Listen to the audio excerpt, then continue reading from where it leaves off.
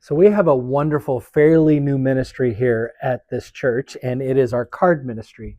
Now, in a sense, we've always had a card ministry. Our visitation team is wonderful about sending out cards of care and comfort for folks. But this new card ministry that we're doing is that we're actually making cards, and we have a group of folks that get together and they put together all these different wonderful cards. So there's like thinking of you cards, there's sympathy cards, there's getting well cards, there's praying for you cards, there is cards that are listed as just a note, and then there are birthday cards. Now, the birthday cards are the ones that I was particularly interested in today, because today is actually my dad's, let's see, 89th birthday. Today is his 89th birthday. And coincidentally, today is also the birthday of the church.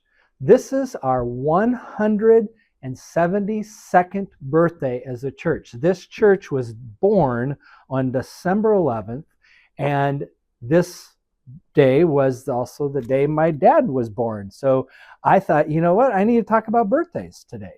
And I've thought about birthdays quite a bit. And the thing is, I love birthdays. They tend to come a little faster than I want them to now, and they're not quite as fun as when I was really young and we would throw a party. But birthdays are still a good thing for us to celebrate. Now, as I was thinking about birthdays and thinking about the special days that we celebrate, like birthdays, it made me think of this verse from Psalm 118:24. It says this: "This is the day that the Lord has made. Let us rejoice and be glad in it." You may have heard that verse before.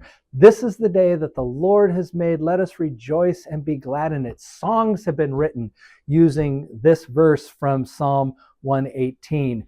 I say this particular verse at every wedding that I have ever presided over as we begin the wedding ceremony. This is the day that the Lord has made. Let us rejoice and be glad in it. And it's a wonderful thing to say on a wedding day. It's a wonderful thing to say on a birthday. But it's also a wonderful thing to say any day. I mean, any morning that you wake up in the morning, I know some mornings feel a little dreary. Some mornings you didn't have a great sleep the night before. Some mornings you look at your schedule and you just know you're going to have a mess to deal with.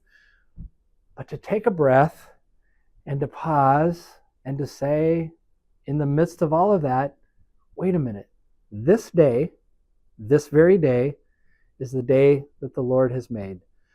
This breath that I have taken this day is the breath that the Lord has given me. This is the special day, be it a special day like a birthday or a wedding or whatever other celebration. This day is a day that God has made, and God has made it so that I can rejoice and celebrate it as if it is a gift from God.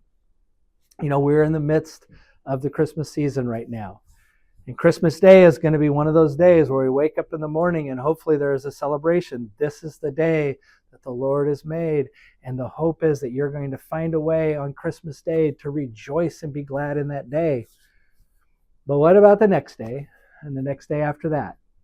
That sense of joy, that sense of wonder, that sense of celebration, that sense of recognizing that this day is a gift that God has made for you and for me and for all of us is something that we should never lose.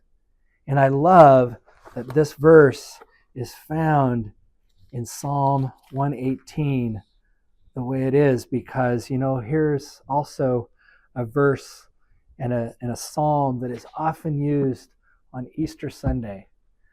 And it reminds us that yes, that day too is a day of celebration. It came after some really hard days, but then it turned into a day of celebration. So whatever your day holds, whatever your day will bring your way, try to find at least some way in that day to say, this was the day, or this is the day, and this is the day that the Lord has made. Lord, help me find a way to rejoice and be glad in this day.